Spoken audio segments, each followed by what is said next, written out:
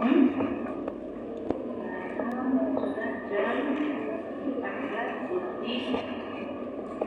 ini ya. Kita tunggu 2 menit lagi ya. Bisa absen.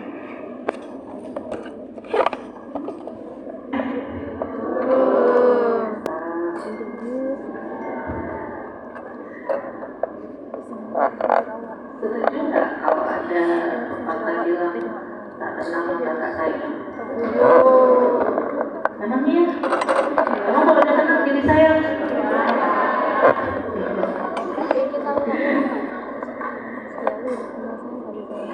Saya Bina Fiziologis, tugas definitif di Rumah Sakit Jiwa Aceh. Ada yang udah pernah masuk Rumah Sakit Jiwa? Maksudnya ada yang udah pernah skill lab gitu, atau kunjungan, atau ada besuk gitu, ada nggak ke Rumah Sakit Jiwa? Nanti kita ketemu ya, atau mau asli sana ya. Saya tugas di Rumah Sakit Jiwa sebagai definitif ASN di sana, di FK sebagai dosen luar biasa. Sudah bertugas di sana sejak tahun 2005.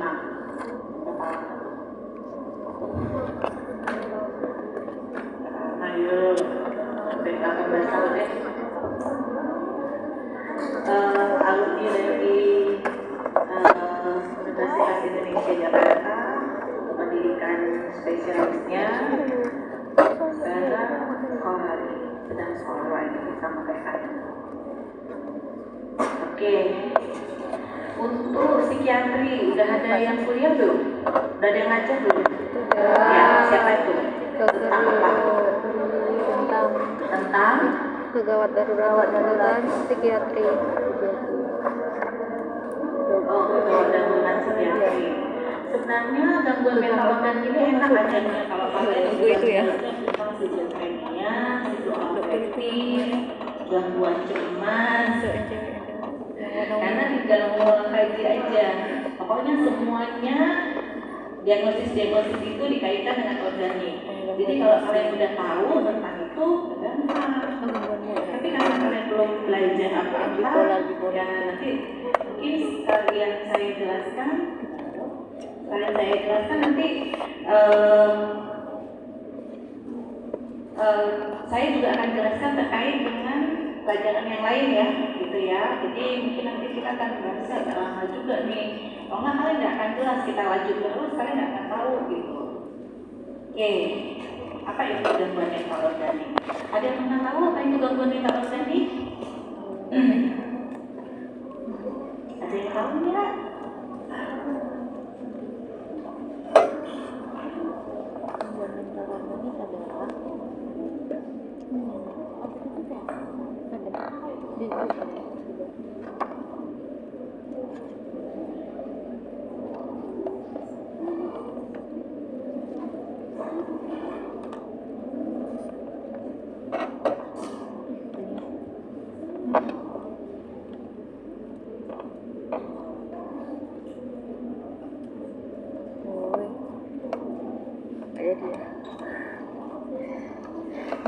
Lucu kejadiannya jadi.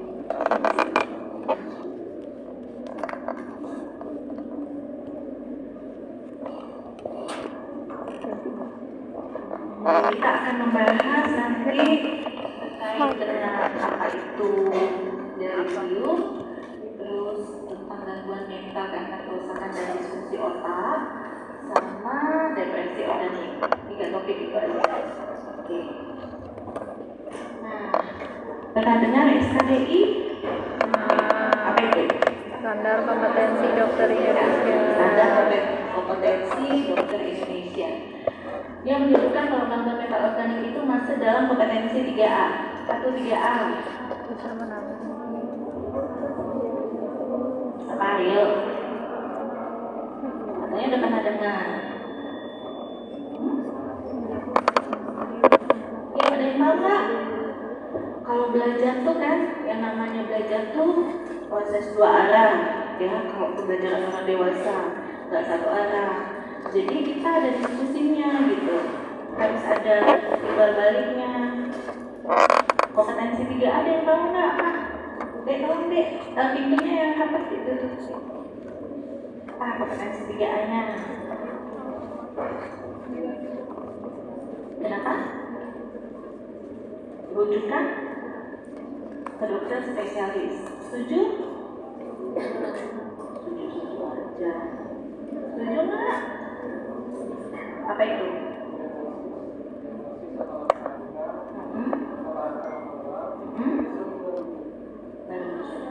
Untuk kasus yang mana ini yang dirujuk? Ya? Yang bukan. Jadi harus mampu melakukan diagnosis tata laksana awal untuk kasus-kasus yang non emergensi, kemudian melakukan tindakan setelah rujukan kembali ke dokternya dan tata laksananya. Itu ya, jadi kompetensi kalian 3A. Oke. Nah, apa itu gangguan mental organik? Jadi gangguan mental itu yang berkaitan dengan penyakit atau gangguan sistemik, ya. Jadi atau otak. Jadi ada gangguan yang di luar otak atau di otak itu sendiri.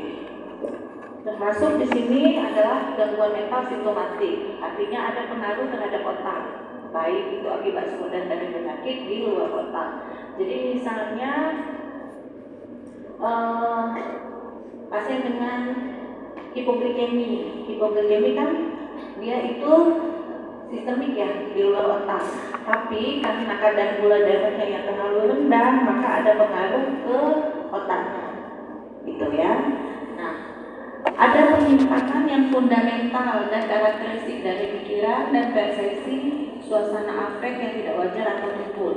Jadi ada gejala-gejala dari gangguan jiwanya. Apa itu? Yang paling khas untuk gangguan jiwa itu 3. Pikiran ya, perasaan dan perilakunya yang terganggu. Kalau di PPDGJ kita kenal dengan nama gangguan mental organik. Nah, di DSM-4 kalian nggak akan ketemu nih, ya namanya gangguan kognitif.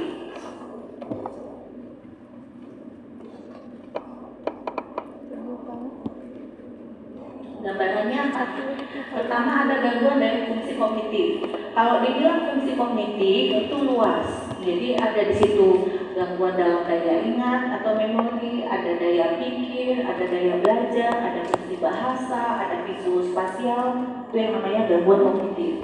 Ada gangguan sensorium, jadi dalam keadaan gangguan dalam kesadaran atau perhatian.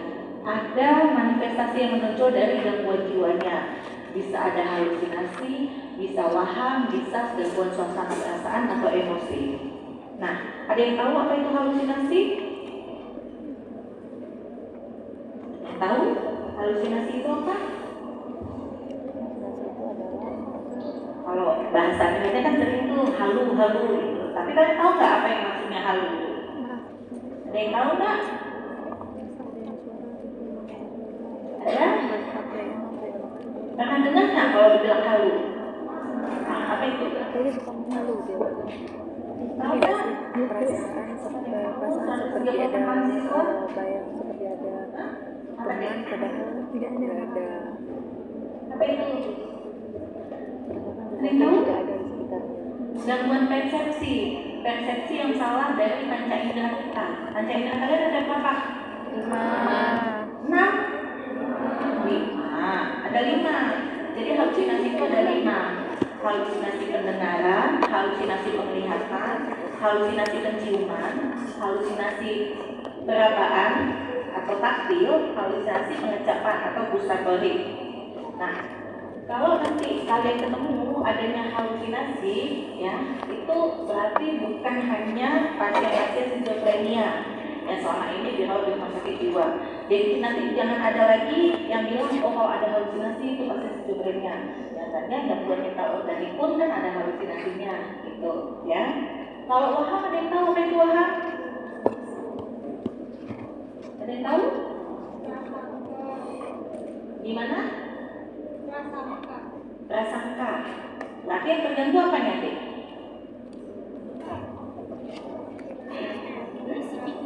Pikirannya. Jadi waham itu keyakinan yang salah yang dipertahankan. Jadi dia kekeh bilang dia Rasul, dia kekeh bilang dia utusan Allah, dia kekeh dia bilang dia miliarder. Tapi keyakinan yang salah itu dia pertahankan dan tidak bisa digoyahkan, walaupun sudah diberikan bukti-bukti yang rasional. Itu namanya waham. Nah, sama kalau misalnya ada halusinasi dan atau waham, itu belum tentu pasien skizofrenia atau pasien psikotik yang seperti yang dirawat di rumah sakit. Ya, jadi kalian sekarang sudah agak terbuka ya pikirannya bahwa nggak mesti orang yang psikotik atau skizofrenia itu harus ada halusinasi dan waham. Gangguan mental organik pun bisa mengalami gejala itu.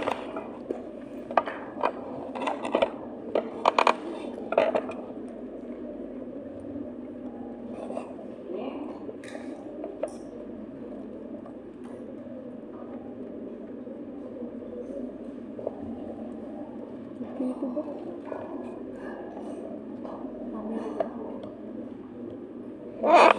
Dulu sebenarnya gangguan mental organik itu karena harus punya dasar organik, berarti harus ada masalah organnya di otaknya. Nah, sementara kan kalau kita lihat pasien psikotik, pasien depresi, pasien gangguan cemas, semua pasien gangguan mental itu nggak ada dasar organiknya. Makanya disebutlah tahun 1990-an itu disebut gangguan fungsional, untuk gangguan jiwa atau gangguan mental. Nah, tapi ternyata seiring dengan perkembangan ilmu kedokteran, kita lihat tuh penyebab-penyebab gangguan mental. Salah satunya yang disebut dengan biopsikososial. Jadi bio itu biologi, ada biologi kelainan organik di otaknya, sehingga istilah gangguan fungsional itu menjadi kaku. Nah, nanti kalian harus tahu kalau ada yang tanya, apa sih penyebab gangguan jiwa tuh? Gitu. Tidak ada satu penyebab pasti pun gangguan jiwa itu penyebabnya tunggal. Karena penyebabnya tadi kita bilang ada biopsikososial. Bio itu biologi organik, berarti ada kelainan di tubuhnya, kondisi medis umum yang bisa menyebabkan gangguan mentalnya. Biologi itu termasuk riwayat keluarga atau genetik. Jadi kalau ada salah satu orang tua yang mengalami gangguan mental, biasa diturunkan ke anaknya 50%. Tapi bukan berarti setiap orang tua yang mengalami gangguan mental anaknya pasti gangguan mental, enggak. Psikologi itu kepribadian. Orang kita semua ini punya kepribadian yang sama, banyak kepribadian di dalam diri kita. Kenapa kita kadang-kadang ada rasa malu, ya? Kenapa kita kepingin nomor 1? Kenapa kita pengen malu kalau misalnya terlambat, pengen on time, tepat waktu? Itu karena kepribadian kita. Tapi pasti ada dalam diri kita satu kepribadian yang menonjol. Misalnya ada kepribadian dependen namanya. Kepribadian dependen itu tergantung kepada salah satu figur. Misalnya kayak anak mami gitu kan. Jadi kalau misalnya apakah mau kuliah, mah aku cocok nggak ya pakai jilbab ini, matching nggak kalau dengan baju ini? Mah ada yang deket sama aku, si A gitu, boleh nggak? Gitu-gitu ya. Nah itu kalau figur yang dia menjadi panutan dia itu pergi, hilang atau meninggalkan dia, itu bisa muncul gangguan mental. Atau misalnya gangguan kepribadian avoidance atau cemas menghindar. Nah itu gimana lagi tuh? Itu kalau misalnya orangnya dikritik ya atau dinasehati itu merasa seperti dipermalukan. Misalnya kalau dibilang lu jilbab lu nggak matching sama baju gitu, itu seperti rasanya dia dipermalukan sehingga bisa muncul gangguan mental. Atau orang yang bawaannya suka curigaan sama orang, misalnya kalau bilang tadi kata dokter Mina gini, emang betul ya? Emang lu tau dari mana lo? Masa sih jangan-jangan dia kayak gini tuh, jangan-jangan. Nah itu orang yang curigaan kayak gitu itu rentan untuk muncul gangguan mental. Jadi dalam diri kita banyak kepribadian, tapi pasti ada satu yang paling menonjol, gitu ya. Oke. Nah, dulu kelainan fungsional atau gangguan mental itu hanya disebut karena ada gangguan fungsi, tapi nggak ada kelainan di otaknya. Sedangkan yang dibilang kelainan struktural itu karena ada kelainan di otaknya. Tapi dengan berkembangnya pengetahuan tentang neurologi, jadi disebutkan bahwa kelainan struktural dan fungsional itu punya korelasi yang sama di tingkat gen dan molekul, sehingga yang namanya gangguan fungsional itu pasti ada juga kelainan strukturnya di tingkat yang sama. Jadi kalau kalian bilang gangguan mental itu tidak ada kelainan strukturalnya, salah. Karena ternyata orang yang memiliki gangguan mental itu pasti ada kelainan juga di struktur atau di otaknya. Ya. Kapan kita mendiagnosis pasien gangguan mental? Yang pertama, harus ada kerusakan atau gangguan fungsi di otak atau penyakit fisik sistemik yang berkaitan dengan salah satu sindroma gangguan mentalnya. Ada hubungan waktu terjadinya penyakit yang mendasari dengan timbulnya sindroma mental. Kalau tak baca ini, ngerti nggak maksudnya? Ngerti nggak? Ada kerusakan, penyakit atau gangguan fungsi otak atau penyakit sistemik yang berkaitan dengan satu sindroma mental. Misalnya orang gangguan ginjal udah stadium 5, ya. Kemudian orangnya jadi halusinasi visual, gangguan perilaku. Munculnya gangguan mental, ya, halusinasinya itu berkaitan dengan gangguan ginjalnya. Nah, itu kita bilang gangguan mental organik. Tapi kalau dia ternyata ada gejala psikotiknya, gangguan halusinasi visualnya sudah 2 tahun, tapi gangguan ginjalnya baru 6 bulan, itu gangguan mental organik bukan? Bukan. Udah paham kan? Nah, yang namanya gangguan mental organik itu gangguan mental yang muncul karena kelainan organiknya. Tapi kalau ia berdiri sendiri masing-masing, jadi dalam satu tubuh seorang itu ada 2 penyakit, kita bilang itu, tahu namanya apa? Komorbid. Ya. Nah, kalau diberikan pengobatan terhadap gangguan mentalnya, itu terjadi kalau penyebab yang mendasarinya diobati. Jadi kalau sembuh gangguan ginjalnya, sembuhlah gangguan mentalnya gitu. Jadi fokus utama bukan pada gangguan mentalnya untuk pengobatannya. Tuh, misalnya orang yang epilepsi, yang kejang, tahu kan epilepsi? Kalau bahasa awamnya bilangnya apa? Ayam. Nah, itu biasanya sebelum dia kejang atau setelah kejang, pasiennya ada gangguan perilaku. Bisa telanjang-telanjang pasiennya, bisa ngamuk, bisa ada halusinasi visual, ya. Nah, pengobatannya gimana? Bukan yang penting untuk halusinasinya, enggak. Untuk epilepsinya yang diobati yang utama. Jadi sembuh gangguan mentalnya kalau epilepsinya teratasi, gitu ya. Tidak ada bukti yang mengarah pada penyebab alternatif dari sindroma mental ini, misalnya karena riwayat keluarga atau stres sebagai faktor pencetusnya. Maksudnya gimana tuh?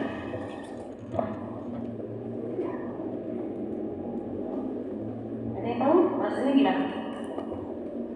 Kalau ternyata ada faktor pencetusnya, misalnya dia muncul halusinasinya karena diputus sama pacarnya, tuh ada faktor yang jelas, atau kematian orang yang dia sayangi, kehilangan orang yang disayangi.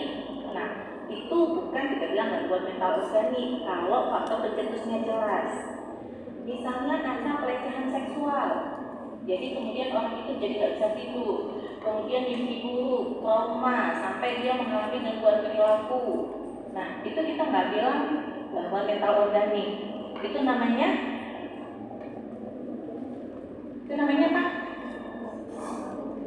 apa? Apa deh? Komorbid. Apa namanya penyakitnya atau gangguannya? Pernah dengar PTSD? Itu namanya PTSD. Jadi post traumatic stress disorder. Jadi kalau gangguan mental muncul karena ada faktor penyebabnya, itu ada 2. Ada yang faktor stresornya itu yang sifatnya traumatik, bencana alam kayak kita dulu tsunami, pelecehan seksual, perkosaan, pembunuhan di depan matanya, itu kita bilang PTSD. Tapi kalau yang sifatnya stressful, yang terjadi sehari-hari, misalnya dimarahin sama dokter Rina, nggak lulus psikiatri, gitu kan, nggak dapat uang bulanan dari orang tuanya, atau putus pacar, nah itu kita bilang gangguan penyesuaian, gitu gitu. Nah kalau itu ada jelas responnya, kita nggak bilang itu sebagai gangguan mental organik, tapi kita bilang itu gangguan penyesuaian atau PTSD, gitu ya.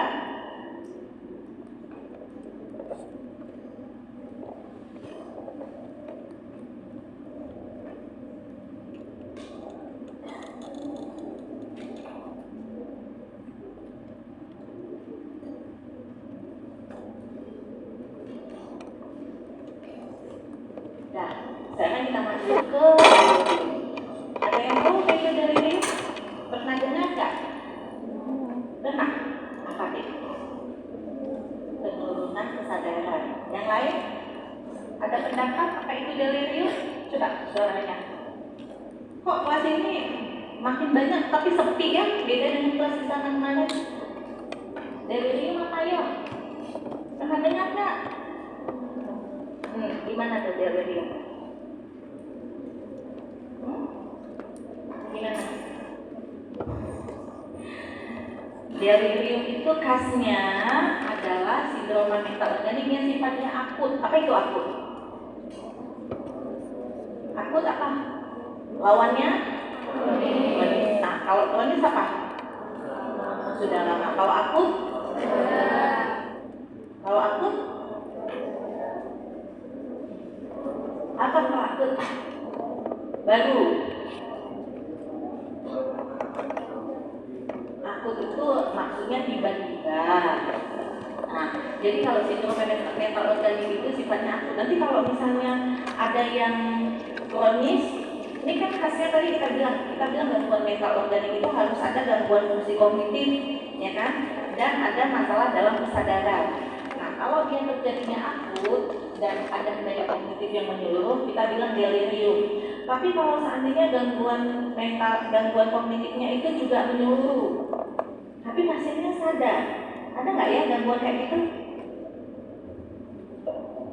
Ada gangguan memorinya. Tadi kan kita bilang gangguan kognitif itu kan ada disorientasinya, ada gangguan berbahasanya, tapi pasiennya sadar, nggak ada gangguan dalam penurunan kesadarannya. Biasanya pada pasien apa? Ada yang tahu? Ada yang tahu nggak? Pernah dengar nggak orang pikun? Nah, kalau bahasa kedokteran namanya apa? Demensia. Demensia itu demensia. Jadi delirium ini nanti diagnosis bandingnya adalah demensia. Yang membedakannya apa? Kalau demensia itu terjadinya kronis, jadi nggak ada tuh demensia tiba-tiba jadi demensia, nggak ada. Kalau tiba-tiba dia lupa namanya amnesia. Tapi kalau demensia itu biasanya terjadi pada penyakit degeneratif, jadi orang yang lansia yang usia lebih dari 60 tahun ke atas. Nah, kalau delirium itu terjadinya akut, demensia kronis. Ya, ada 4 subkategori, ada karena kondisi medis umum, ada karena terinduksi oleh zat, penyebab yang multiple, atau delirium yang tak tergolongkan. Oke, penyebabnya apa? Tadi kita udah bilang bisa biopsikososial ya, jadi bisa karena kondisi medis umum, misalnya apa? Semua penyakit, mau di dalam otaknya atau di luar otaknya, jadi bisa menyebabkan terjadinya delirium. Misalnya pada susunan saraf pusat, trauma kepala, ya, benturan kepala, kemudian gangguan kejang, mau kejang demam pada anak, mau epilepsi, abses, tumor, perdarahan, penyakit jantung, penyakit sistemik, gangguan metabolik ya tadi kita bilang mau hipoglikemi atau hiperglikemi, kemudian gangguan dalam endokrin. Apalagi penyebabnya? Hiparusnya bisa karena gangguan hipoksia, COPD, di ginjalnya, di hatinya. Bahkan obat-obatan juga bisa menyebabkan terjadinya delirium. Ya, jadi ada obat. Jadi kenapa nanti kalau pasien delirium itu harus kita nilai ada nggak riwayat minum obatnya? Apakah deliriumnya bukan karena obat yang dikonsumsinya? Oke, kemudian kita khasnya ini ya untuk delirium. Kita bilang kesadarannya fluktuatif. Tahu nggak bahasa Indonesianya fluktuatif itu apa? naik turun. Nah, jadi pada dasarnya pasiennya kesadarannya normal, tapi biasanya sore menjelang malam hari terjadi penurunan kesadaran. Itu kita bilang fluktuatif. Ya. Kemudian ada gangguan kognitif, ya. Kemudian ada gejala-gejala gangguan mentalnya, gangguan persepsi, ilusi, halusinasi. Ada yang tahu bedanya halusinasi dengan ilusi? Ada yang tahu bedanya halusinasi dengan ilusi? Ada nggak? Ada nggak? Gimana?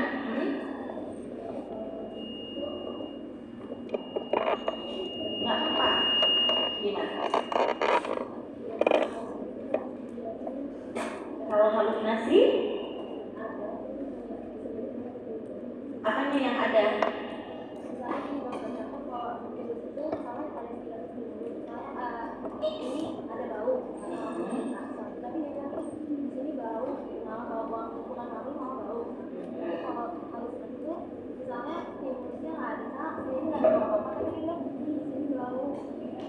Betul.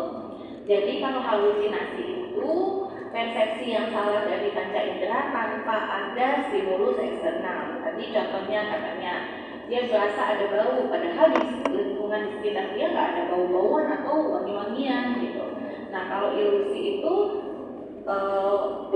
persepsi yang salah tapi ada stimulusnya. Misalnya dia bilangnya pulpen seperti ular gitu. Dia bilangnya orang kayak harimau. Kalian ada yang tinggal di dalamnya nggak? Atau pernah baca berita nggak yang tukang jualan bumbu yang membunuh teman jualannya? Jadi selesai sholat subuh, dia pergi kami sama istrinya mau ke pasar, itu sambil bawa pisau, terus sampai di sana, dalam kemudian istrinya ditelepon. Istri suaminya udah membunuh, meninggal tuh korbannya. Tapi menurut dia setelah diperiksa dia melihat bahwa orang itu seperti harimau. Nah itu yang terjadi ilusi, ya. Ada kebingungan, ketakutan, tidak kooperatif dan berusaha memahami sekelilingnya. Nah, untuk pasien-pasien delirium, psikomotor juga terganggu, bisa hipo, bisa hiperaktivitas. Kenapa kalau misalnya kalian mungkin pernah besuk saudara yang sakit atau tetangga gitu kan, ada tuh pasiennya gelisah, mau cabut-cabut infus, mau tarik infus, mau turun dari tempat tidur gitu. Nah itu yang terjadi adalah hiperaktivitas. Pada saat itu biasanya kita dikonsulkan sama teman-teman sejawat yang merawat pasien itu. Tapi kalau pasien yang hipoaktif biasanya dikonsulkan gitu. Padahal pasien saat itu sedang delirium gitu. Pasiennya antem aja, diem aja, nggak gerak-gerak gitu. Itu nggak dikonsulin. Yang dikonsulin kan biasanya kalau dia udah gaduh gelisah gitu kan. Ada gangguan siklus tidur bangun, insomnia atau sebaliknya. Gejalanya memburuk di malam hari dan berlanjut menjadi halusinasi setelah bangun tidur. Jadi kasusnya nanti gini ya, kalau pasien delirium itu biasanya sore menjelang malam hari keadaannya memburuk. Kenapa nanti keluarganya itu perlu kita kasih edukasi? Karena dia selalu menganggap bahwa pasiennya itu seeking attention, cari-cari perhatian gitu. Kok waktu dokter Rina visit kayak gini nih, baru siap ngajar, baru sempat lihat pasiennya di HCU misalnya. Pasiennya tadinya baru siap disulam, dikasih makan sama anaknya, bagus-bagus aja. Giliran datang dokternya, pasiennya mulai bicara kacau. Nah, itu keluarganya yang perlu diedukasi bahwa itu merupakan gejala dari penyakit yang dialaminya.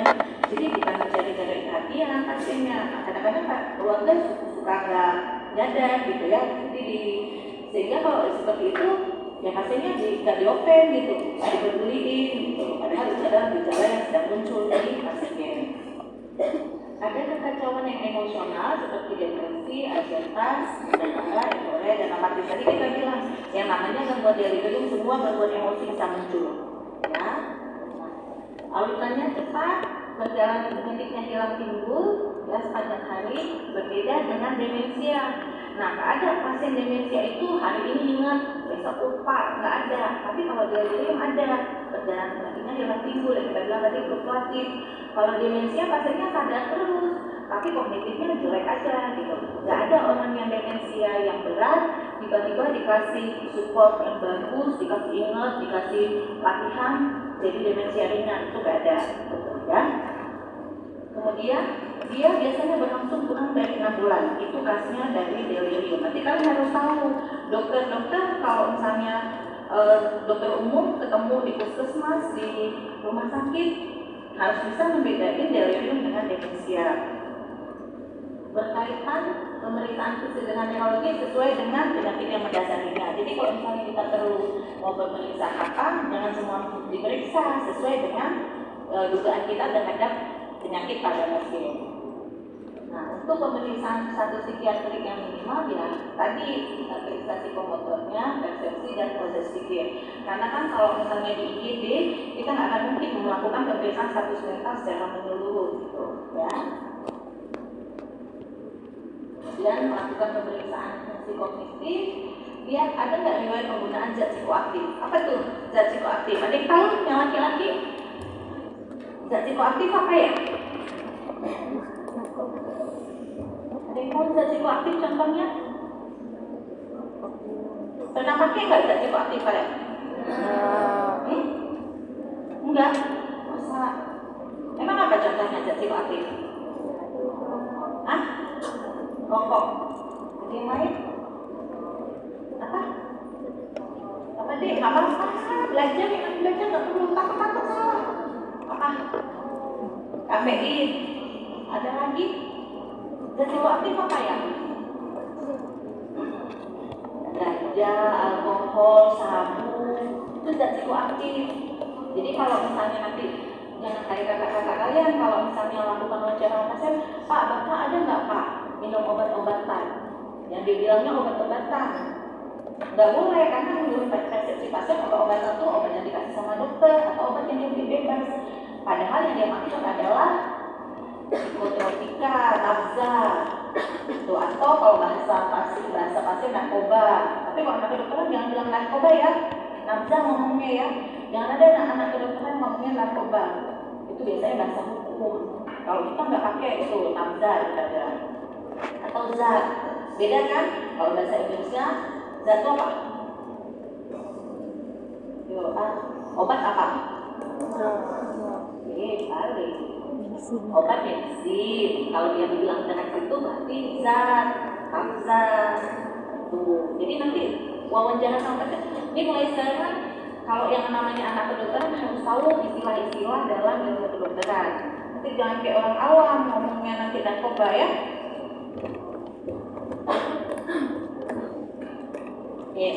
Gimana sih tata laksananya? Tempatkan pasien di ruangan yang tenang dan penerangan yang cukup. Karena pasiennya bingung kalau misalnya rame-rame. Kenapa pasien-pasien di HCU, ya pasien-pasien dengan gangguan kesadaran itu nggak boleh rame-rame dikunjungi satu-satu. Karena bingung pasiennya kalau rame-rame, karena dia nggak kenal kan.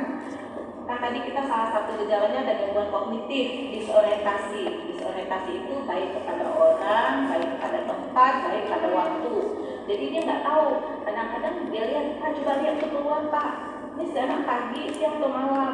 Pagi pun sekarang dia bilangnya malam karena orientasinya terganggu. Ya. Kontak dengan orang yang dikenal untuk mengurangi kebingungannya. Informasikan kepada keluarga yang tadi saya bilang ya, bahwa perilaku atau pembicaraan yang aneh itu adalah gejala dari penyakitnya. Jaga pasien tidak mencederai dirinya sendiri. Kenapa harus ada kayak gitu? Kenapa? Yang kita takutkan apa? Melukai dirinya. Apa? Bunuh diri. Yang kita takutkan apa deh? Melukai diri atau Bunuh diri. Bukan hanya bunuh diri, tapi mencelakakan orang lain juga. Misalnya kalau dia tadi ada halusinasi pendengaran, udah bunuh aja dia, bunuh aja gitu. Dia datang perawat, padahal musuh kuliah, bilang itu dia mau sakiti kamu tuh, gitu. Atau dia bilang, udahlah, ngapain kayak hidup kamu hidup kayak gini? Udah bertahun-tahun nggak sembuh-sembuh juga gangguan ginjalnya, dia jadi bunuh diri. Jadi baik itu mencelakakan diri dia ataupun orang lain, ya. Oke. Nah kalau pasiennya gaduh sekali, Ini ada istilah agitasi, ada agresi. Ini juga anak kedokteran harus tahu bedanya apa agitasi dengan agresi. Kalau kalian ke rumah sakit jiwa, kalau ada pasien nonjok kaca, hancurin bangku, lempar balikan meja, itu namanya agitasi, mengamuk. Tapi kalau dia menyerang, ada ditujukan ke orang, itu namanya agresi. Agresi itu ada dua, bisa fisik, bisa verbal. Kalau saya makanan sehari-hari, kalau pasien agresi, dasar dokter yang gila, aku nggak gila. Nah, itu agresi ya, agresi verbal. Nah, jadi kalau misalnya seperti itu, nggak bisa kita tangani, udah fiksasi daripada dia membahayakan. Fiksasinya nggak boleh ambil apa aja tali yang ada itu pasiennya, nggak boleh. Ada alat khusus, pakai manset. Jadi sebelum pasiennya diikat ke tempat itu di tangannya tuh di bagian atasnya harus dipakein kayak sapu tangan. Jadi memang ada khusus baru diikat talinya. Kalau langsung tali aja boleh nggak dok? Nggak boleh.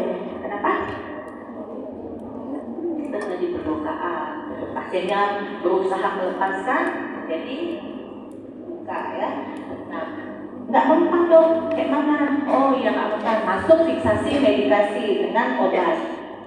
Drug of choice untuk pasien gangguan mental organik adalah haloperidol. Kalian tahu haloperidol obat apa? Obat apa?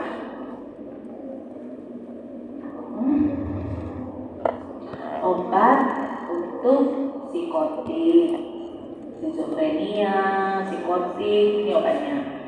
Obat antipsikotik itu ada dua, generasi pertama dengan generasi kedua. Kalau generasi pertama, inilah dia contohnya haloperidol.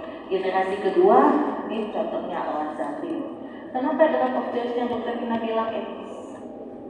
Kenapa dokter Ina bilang dalam of choice-nya tadi haloperidol? Karena golongan kedua olanzapine itu efek sampingnya adalah sindroma metabolik. Apa tuh sindroma metabolik? Pernah tahu? Ini saya betul-betul mengajar dari nol ya. Semua dikain-kain. Sindroma metabolik itu ada 4: hipertensi, hiperglikemi, dislipidemi, obesitas. Jadi ada hipertensinya, ada gangguan DM-nya, ada gangguan kolesterolnya, ada obesitas. Nah, umumnya kan pasien-pasien organik itu kalau ada itu, jangan kita berikan golongan kedua, maka kita pakai yang pertama. Ya, kenapa APG 2 antipsikotik generasi kedua tidak disarankan? Karena biasanya dia menyebabkan sindroma metabolik. Oke. Nah, kalau pasiennya udah tenang, nggak perlu lagi disuntik, kasih dalam bentuk oral, obat minum. Dosisnya kecil aja. Haloperidol yang 0,5 atau 1 mg 2 kali 1. Sediaan haloperidol itu ada yang 0,5, ada 1,5, ada 5 mg. Kalau misalnya untuk generasi keduanya ganti olanzapine risperidol, tapi hati-hati kalau pasiennya ada sindroma metabolik. Ya. Tata laksana yang utamanya adalah rujuk. Jadi kita prioritaskan untuk perbaikan kondisi medis umum. Oh, dokter Ina tuh pintar, dia ngobatin pasien DM, nggak boleh. Nggak boleh pegang pasien orang. Kompetensi dokter ya. Kita punya kompetensi masing-masing, ada etikanya. Walaupun kalian tahu bisa ngobatin ahli dalam endokrin misalnya, atau ahli dalam neurologi, gitu. Nggak boleh pegang pasien orang, rujuk, gitu ya. Nah, hindari obat-obat psikotropika golongan benzodiazepin. Tahu benzodiazepin? Apa contohnya? Diazepam. Diazepam itu untuk apa ya? Kejang. Apa? Kejang. Untuk apa? Kejang. Nanti konfus. Untuk kejang. Oh, untuk kejang. Siapa yang pakai? Dokter apa? Dokter apa yang pakai? Saraf, jiwa, Saraf. diazepam itu dipakai untuk dokter apa? Kalau untuk anti kejang. Saraf. Terus diazepam biasa juga dipakai nggak sama anestesi? Biasanya untuk apa? pakai yuk dokter anestesi pakai dari Jepang untuk tidurkan pasien kan, anestesi umum idiusnya kayak gitu kan. Nah kalau dokter anak pakai nggak? Pakai tuh sama tuh kejang demam juga. Dokter saraf juga pakai dia Jepang untuk apa ya? Kalian pernah ada yang sakit kepala nggak di sini? Terus ada diracik sama dokternya, dimasukin dia Jepang sedikit untuk apa?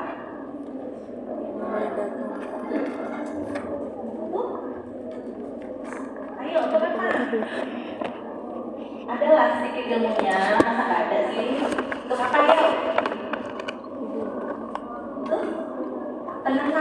Tenang mah dokter bio yang pakai deh. Dokter saraf pakai untuk apa? Untuk tidur. Itu bertujuan juga untuk ada hipnotisnya. Kalau dokter saraf pakainya untuk apa ya? Tahu nggak sakit kepala headache, tension headache, nyeri kepala tegang, ya biasanya ketegangan di sini. Nah itu biasanya di obat campurnya mereka cover itu, karena dia Jepang itu masker relaksan, merelaksasikan otot.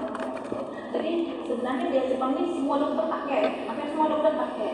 Nah hati-hati untuk pasien-pasien dengan delirium. Kenapa? Ayo coba pakai nalarnya, ini nggak perlu baca buku. Kalau dari tadi dan nyimak apa yang saya sampaikan tahu jawabannya. Kenapa pasien delirium tidak boleh diberikan benzodiazepin? Yuk. Kenapa? Kalian tahu nggak si dia Jepang ke iya betul. Nanti turun dia kesadarannya. Nah pada saat pasien seperti itu kita nggak tahu apakah perjalanan penyakitnya bertambah parah atau hanya karena efek obat yang kita kasih gitu. Ya, itu juga dengan antikolinergik. Kalian pernah nonton TV nggak? Suka ada penyalahgunaan obat Heximen. Pernah nonton? Jadi wawasannya dibuka dikit kalau besok kalau ada kriminal nonton gitu biar tahu apa obat-obat yang sering disalahgunakan sama masyarakat yang lebih bebas gitu. Nah itu salah satunya golongan hexapenidil, obat patennya Artan, Arkin, Heximen. Itu sekali minum tuh bisa 6, 7. Nanti jangan ikut-ikutan ya. Oh dokternya bilang coba gitu. Ya, selain dia. Jadi ini juga kontraindikasi, jangan diberikan kalau pada pasien delirium. Oke? Nah, kita lanjut.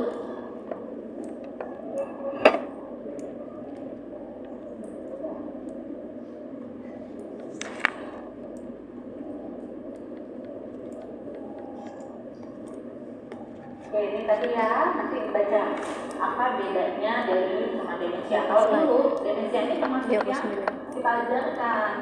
Sekarang di PPDGJ nggak masuk lagi, demensia itu jadi ranahnya dokter saraf.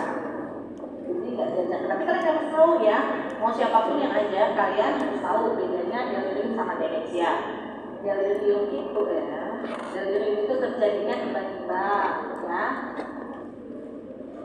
Demensia perlahan, kita bilang progresif kronis, jadi menurun makin lama makin berat.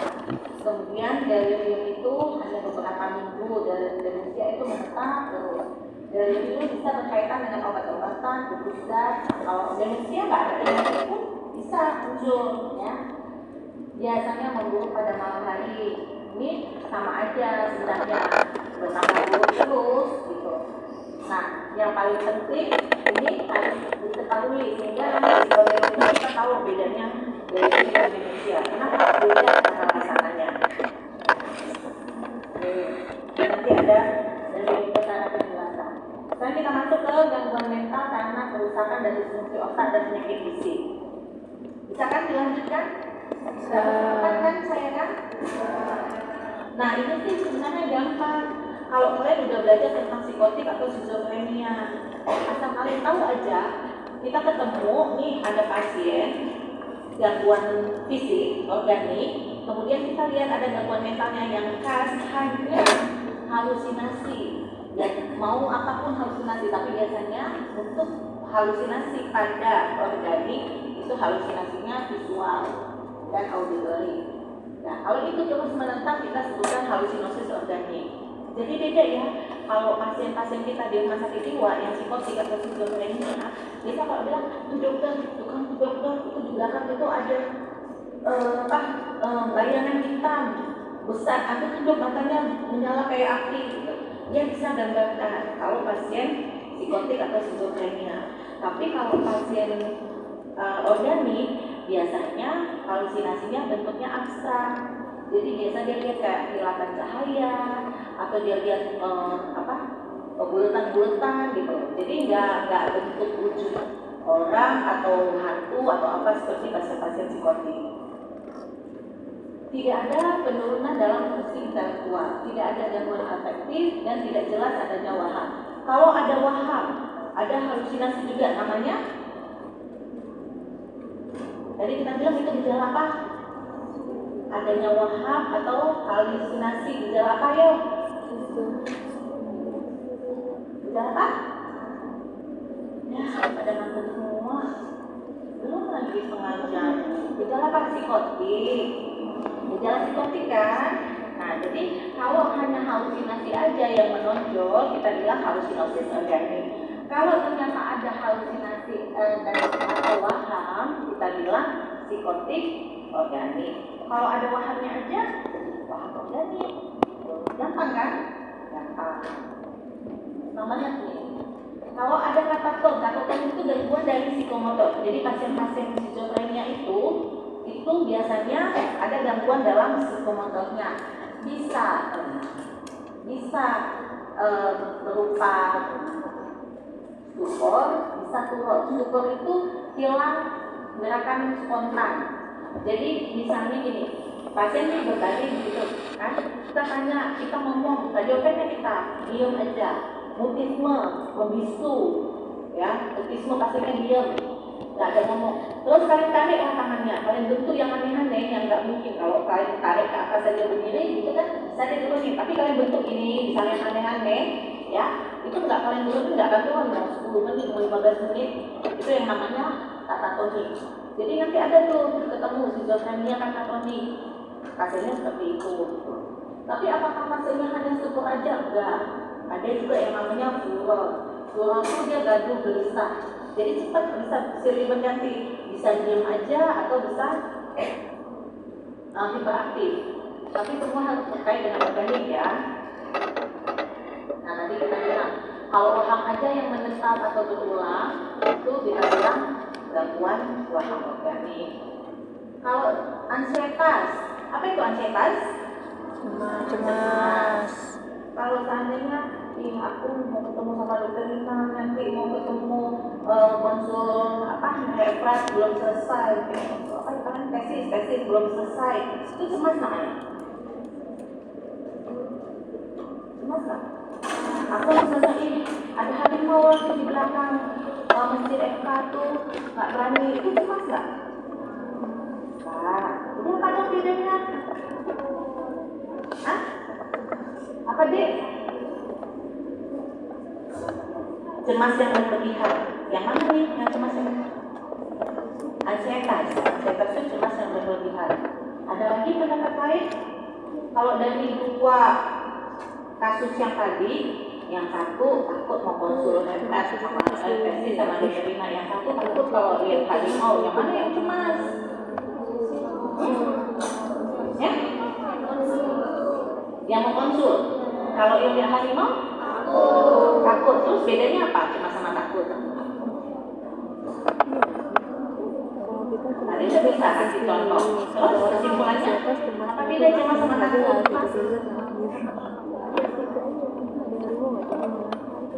Ayo.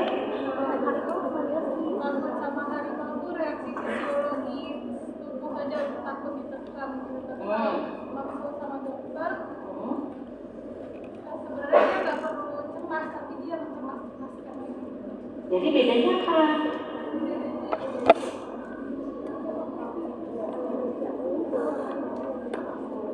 Untuk 2 kasus itu beda nggak menurut kalian? Beda. Bedanya apa? Belum pasti. Yang satu belum pasti. Yang mana yang belum pasti? Konsul dengan dokter. Itu namanya apa kalau yang belum pasti? Ansetas. Terus kalau yang udah pasti? Nah, itu namanya apa? Namanya apa? Ih, bahasa Indonesianya gimana? Cemas itu tidak pasti kan? Nggak ada yang jelas apa yang dia cemaskan. Kalau takut, pasti nggak ada objeknya yang dia takutkan. Nah, pernah dengar fobia?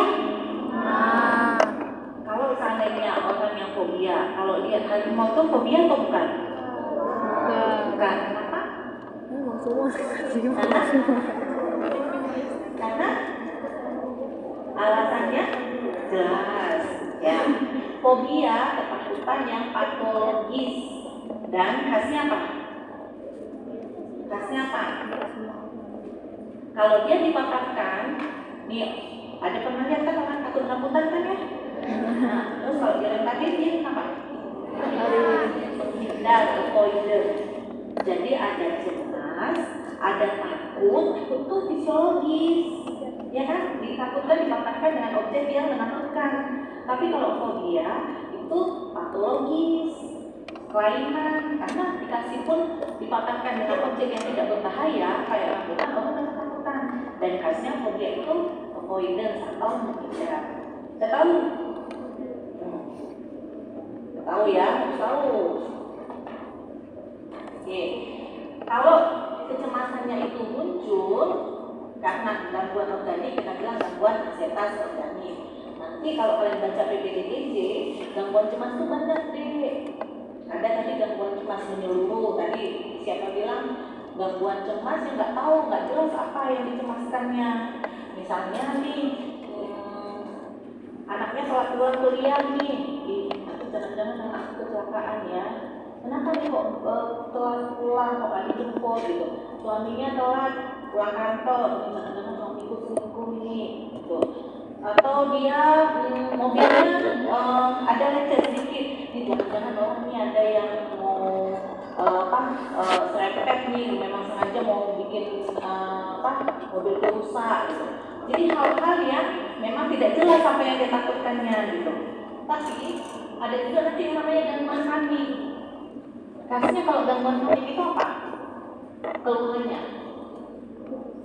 dari jantungnya berdebar-debar. Jadi orang yang gangguan panik itu khasnya dia akan mencari pertolongan ke IGD karena dia merasa dia mengalami gangguan jantung. Ya, jadi nanti kalian baca kalau pas gangguan cemas itu banyak gangguan cemas, ada fobia, ada PTSD, itu semua masuk dalam gangguan cemas. Oke.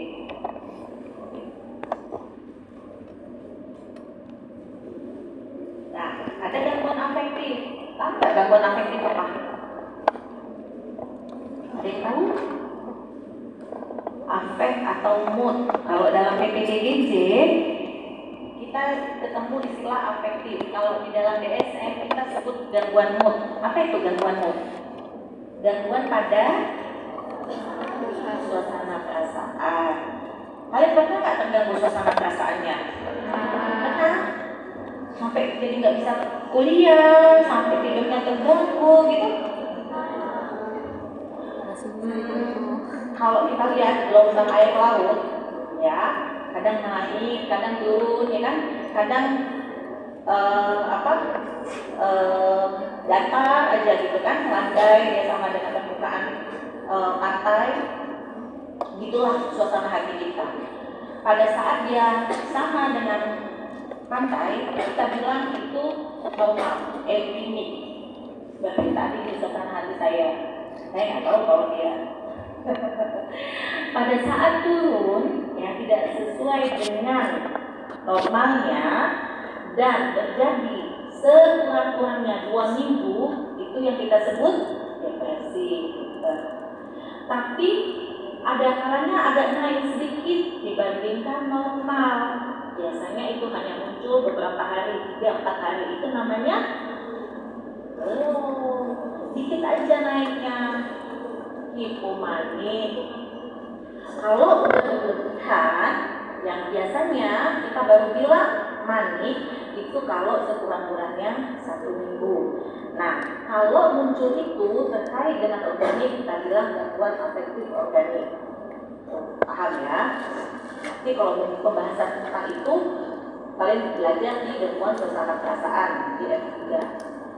Tapi ada juga dong, kadang naik, kadang turun, kadang normal. Itu namanya apa? Ya, bipolar. Bipolar itu nggak mesti naik turun. Kalau naik aja, kemudian dia remisi, sembuh, naik lagi, itu kita bilang bipolar. Kalau naik, kemudian normal, terus turun, kita bilang bipolar. Tapi kalau turun, kemudian normal, turun lagi, kita bilang depresi apa? Gangguan depresi berulang. Paham ya? Jadi nanti jangan bilang ini selesai kuliah ini, jangan nanti dia bilang oh gangguan bipolar itu harus suasana perasaannya manik sama depresi. Salah ya kalau ngomong gitu ya, karena manik juga bipolar, gitu kan? Gampang kali muncul kan? Penyebabnya apa? Untuk prevalensi tidak diketahui. Penyebabnya banyak. Bisa karena intoksikasi obat, bisa karena putus das, ya. Tadi kita bilang kafein, kokain, nikotin. Kafein pada apa ya? Zat kafein. Kalau nikotin, tumor, trauma, infeksi, semuanya bisa menyebabkan terjadinya gangguan. Nah, fisiologis dan metabolik juga bisa. Bahkan defisiensi vitamin D juga bisa menyebabkan terjadinya gangguannya. Ya, gejala utama ini sekarang kita bahas tentang depresi. Ya, gangguan depresi organik. Gejala utamanya tadi kita bilang afek yang terdepresi. Tapi kalian ingat, kalau ini maksudnya adalah untuk dewasa. Jadi kalau nanti baca PPDID, oh yang namanya depresi itu afek yang terdepresi sepanjang hari sekurang-kurangnya 2 minggu. Itu kalau pada dewasa. Kalau anak ada nggak depresi? Ada. Tapi anak yang depresi nggak ada, diam aja, nangis, nggak ada. Tantrum dia, biasanya bentuk perilaku guling-guling gitu ya kan. Nah, kalau pada orang lansia bentuknya juga nggak seperti itu. Biasanya keluhannya somatik, jadi sakit di sini, sakit di situ. Jarang seperti gambaran depresi pada dewasa. Ada kehilangan minat dan kegembiraan. Gejala lainnya konsentrasinya berkurang, harga dirinya nggak ada, atau kepercayaan diri berkurang, ada rasa bersalah, nggak berguna. Jadi khasnya pada depresi itu dia egosentrisme. Aku ini ibu yang bodoh, aku ini nggak berguna, aku ini berdosa. Tapi kalau orang psikotik atau orang skizofrenia ke orang lain, paranoid. Ini aku sakit ini karena diguna-guna sama dia, ini aku seperti ini karena dia mau celakakan aku, gitu. Ya, itu kebalikannya. Nah, ada pandangan masa depan yang suram dan pesimis. Di sini ada nggak yang perasaan punya pemikiran gini? Hah? Ada? Nggak apa-apa, tunjukkan kalau ada. Berarti udah butuh bantuan. Ada enggak? Belum, benar nggak ada ya. Nah, ada gagasan atau perbuatan membahayakan diri dan bunuh diri. Kalian harus ingat, kalau pasien depresi, ya, bunuh diri kalau dalam bahasa kedokteran apa namanya? Suicide. Itu ada dua. Ada ide-ide suicide, ada tentamen suicide. Ide-ide itu pikiran. Dokter saya ini kayaknya bagus mati aja lah dok daripada kayak gini. Nah, dia ngomong seperti itu aja, itu udah kita golongkan gangguan depresi berat. Ide-ide saja. Dan wajib 1x24 jam dirawat inap untuk observasi. Apalagi kalau sempat dilakukan percobaan atau tentamen suicide. Nah, jadi kalau dibilang orang depresi sudah ada ide-ide atau tentamen gagasan bunuh diri, itu sudah disebut gangguan depresi berat. Satu lagi yang dibilang gangguan depresi berat kalau sudah muncul gejala psikotiknya. Oke. Tidurnya terganggu, ya, atau kebanyakan tidur. Jadi pasiennya terus saja di tempat tidur, males ngapa-ngapain, nafsu makannya bisa berkurang atau nafsu makannya berlebihan, ngemil terus ya. Ada yang kayak gitu di sini? Ada nggak? Bawaannya pengen tidur aja gitu. Bedakan ya, depresi dengan malas ya. Nah, tadi kita bilang untuk gangguan depresi perlu waktu sebenarnya 2 minggu untuk menegakkan diagnosis. Jadi ingat, kalau nanti kalian ketemu pasien gangguan jiwa, kalau kalian mau melakukan diagnosis, yang perlu kalian ketahui berapa lama pasien sudah mengalami itu. Durasi waktu sangat perlu untuk pasien gangguan jiwa. Menegakkan diagnosis gangguan jiwa itu melalui durasi waktu, ya. Kategori depresi ringan, sedang dan berat hanya digunakan untuk yang episode depresi tunggal. Jadi kayak tadi kita bilang, kalau seandainya udah depresi, kemudian normal, kemudian depresi lagi, ya, tadi kan namanya tuh, ya, gangguan depresi berulang nggak ada tuh, ngomongnya depresi ringan, sedang berat. Tapi kalau dia baru di tunggal, tentu kita bilang episode depresi ringan, atau episode depresi sedang, atau episode depresi berat, ya. Boleh nggak bantu saya? 1, 2, 3. Nah, yang ketiga dari ujung. Dari ujung. Siapa namanya? Terus siapa namanya? Ya, namanya siapa, Dek? Kapan kita bilang orang depresi berat, Dek? Kapan kita bilang orang depresi berat?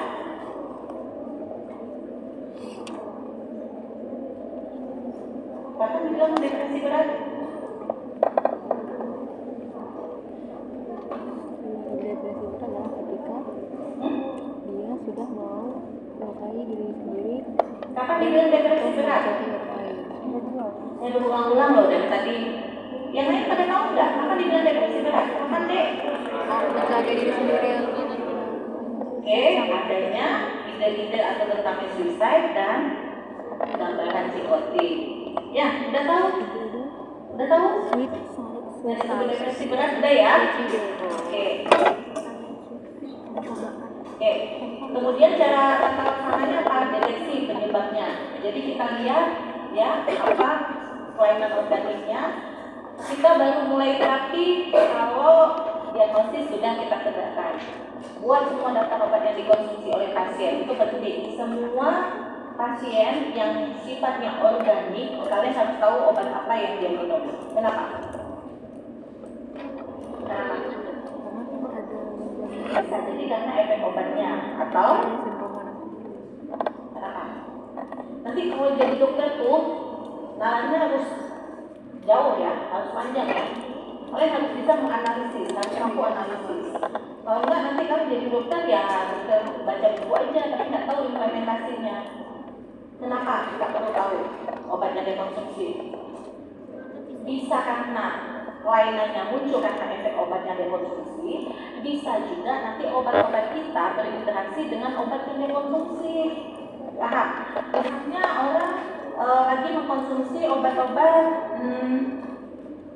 steroid. Tahu obat steroid? Nah, misalnya pada pasien SLE, lupus, penggunaan steroid jangka panjang dan dosis besar itu gampang menyebabkan timbulnya gangguan depresi. Jangan-jangan di pasien depresi organik karena penggunaan obat itu, ya. Atau kita mau kasih obat tapi yang ada interaksinya dengan obat steroid ya. Nah itu misalnya memperkuat kerja obat itu, bahaya kan? Nah jadi tanyakan semua obat yang dikonsumsi pasien. Kalau pasiennya agitasi, lakukan pengekangan fisik. Tadi bisa dikasih ring secara fiksasi atau dengan obat. Periksa tanda vital pasien, periksa status mental, dan evaluasi yang utamanya tentu di kognitif dan psikomotornya. Ya. Nah, pemeriksaan penunjang sesuai dengan penyakit yang mendasarinya. Jadi kalian jangan nanti kan pasien penurunan kesadaran semua diperiksa. Oh pasien mulai lengkap, kasih periksa elektrolitnya, periksa fungsi hati, fungsi ginjal, fungsi jantung, semua diperiksa. EKG, ronsen torak, skedel, semua CT scan jangan. jadi dokter tuh dokter klinisi. Kita bisa kok menegakkan diagnosis dengan klinis pasien. Pemeriksaan ini hanya bersifat penunjang. Jadi jangan nanti semua pasien harus diperiksa lengkap, ya. Oke. Kalau pasien gangguan psikotik karena kondisi medis umum atau kondisi psikotik pun dan gelisah, kayak tadi ya, kita berikan haloperidol. Ingat ya, semua pasien organik drug of choice-nya adalah haloperidol. Kalau pasiennya tenang, kita kasih obat oralnya. Terapi sama seperti tadi terkait dengan penyebab yang mendasarinya. Kalau pasiennya cemas, ya selain mengobati kasus yang mendasarinya, boleh diberikan pasien dengan obat anti-ansietas. Ingat, pilihan anti-ansietas itu adalah benzodiazepin.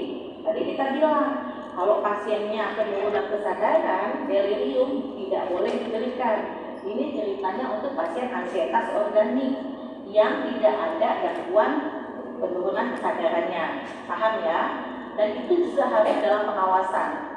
Semua pasien organik biasanya dosisnya itu setengah dari dosis pasien dewasa. Jadi mudah-mudahan tidak ada masalah untuk organiknya. Kasih psikoterapi suportif dan edukasi ke keluarganya. Oke. Pilihan untuk depresi organik antidepresan banyak. Sekarang seiring dengan perkembangan ilmu kedokteran, obat-obat itu selalu terus ada perkembangan. Makanya antipsikotik itu ada generasi pertama, ada generasi kedua, mungkin nanti akan ada generasi ketiga. Antidepresan gitu juga deh. Ada atipika, ada trisiklik, tetrasiklik, SSRI, SNRI, banyak. Tapi drug of choice untuk pasien depresi organik adalah SSRI. Apa tuh obatnya? Sertralin, fluoxetine, ya. Nah, ada terapi elektrokonvulsi kalau dia nggak respon dengan pengobatan. Di luar negeri, terapi ECT namanya, ini masih digunakan. Kalian tahu ECT itu apa? Kalau dari namanya elektrokonvulsif terapi, berarti pasiennya diapain?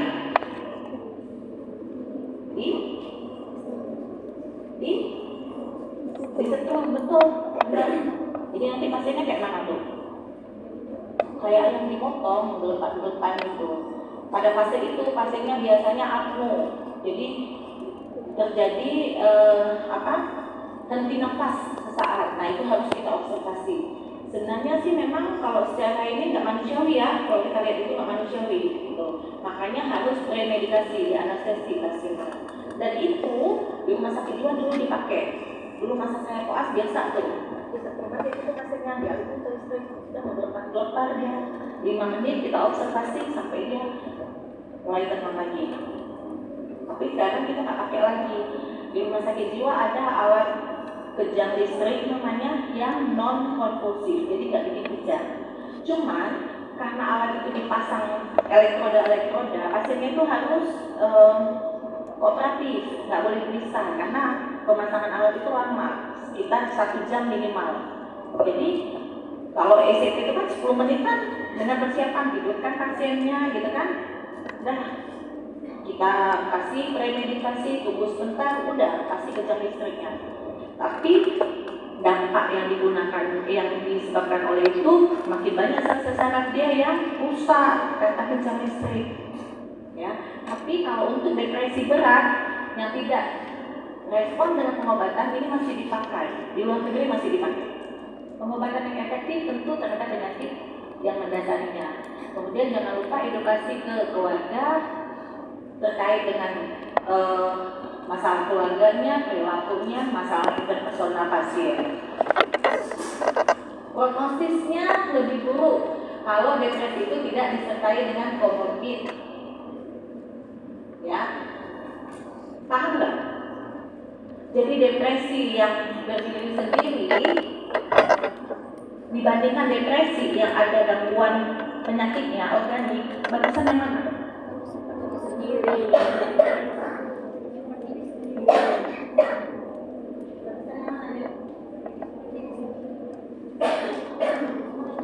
Prognosis lebih buruk dibanding depresi yang tidak disertai dengan komorbiditas. Lagi lebih berat prognosis yang depresi yang berdiri sendiri.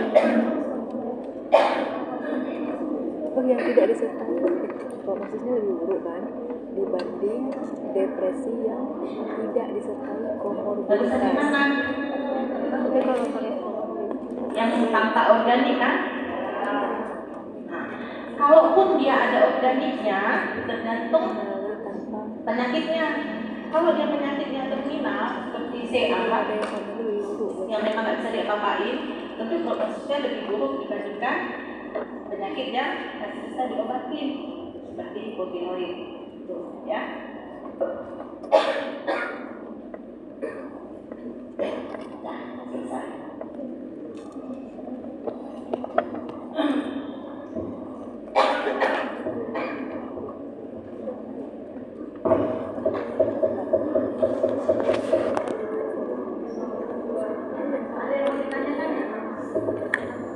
Saya penasaran ya dari tadi kan, kalau di sebelah sana ada 3 yang penasaran.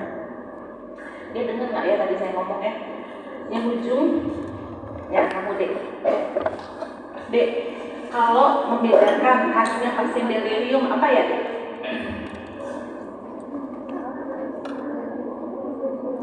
Delirium adalah Kayaknya dua balik deh dari tadi sampai ke batu. Khasnya pasien delirium apa Dek? tiba-tiba Apa Dek? Apa? Kebingungan. Itu aja. Jadi kalau di apa nih bingung-bingung dari tadi saya tanya gejala psikotik itu kita bilang dia delirium. Iya. delirium terjadi tiba-tiba. Mungkin kita tinggal dulu baju kemeja putih. Apa Dek? Khasnya delirium.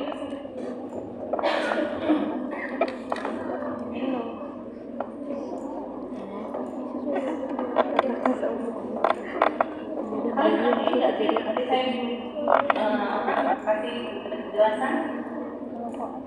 Ada yang tahu? Ada yang tahu? Khasnya delirium nih?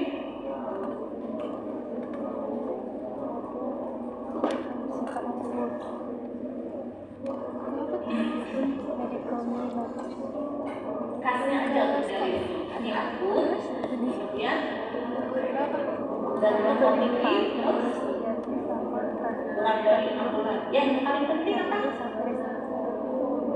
Yang paling penting apa? Kesadarannya bagaimana? Fluktuatif. Itu ya, kesadaran fluktuatif. Jadi pasiennya sadar, tapi sore juga mengalami terjadi penurunan kesadaran. Nah, ya, yang pakai kacamata kamu Dek, ya, oke.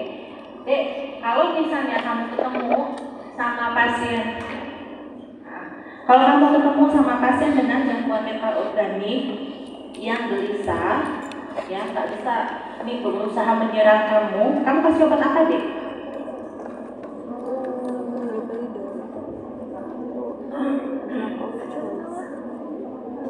Pilihan obatnya apa Dek? Kenapa nggak kita kasih obat jangkit? Karena udah jangkit itu Efek sampingnya apa?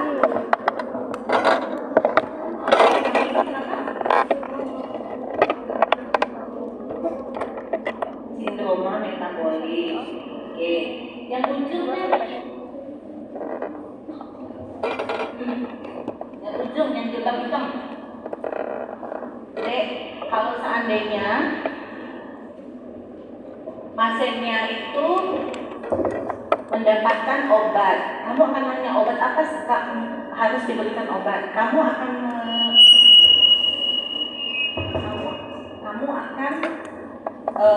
tidak toleransi memberikan obat apa kepada pasien yang delirium? Steroid?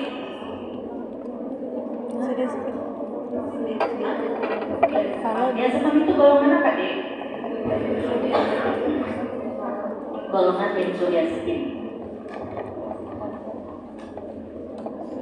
Satu lagi ya, terakhir ya, yang mana tadi ya? Yang jilbab warna sakit. Kamu ya benar. Dek, kamu benar. Ya. Seandainya pasien itu kita jumpain adanya kelainan organik dan saat ini pasien mengalami halusinasi. Kita diagnosis apa ya dek pasiennya?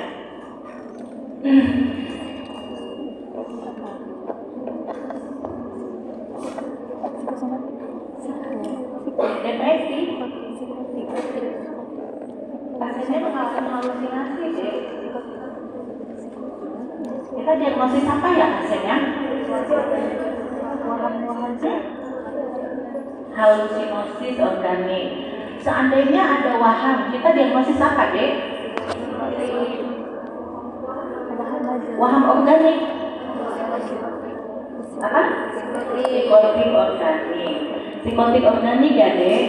Jadi kalau kita bilang waham organik, kalau waham itu yang terus menerus dan berlangsung lama. Tapi kalau ada halusinasinya psikotik organik, ya. Oke? Selesai ya? Gampang kan? Gampang. Saya yakin kalau yang memperhatikan tadi semuanya pasti akan bisa pas waktu ujian nanti. Bisa. Oke. Udah ya? Selesai ya? Ada yang mau ditekan logbooknya tak ganti? Ada yang dulu ditekan logbooknya atau absensi? Ada yang tidak datang? Di sini nggak ada yang menandatangani absensi teman kan?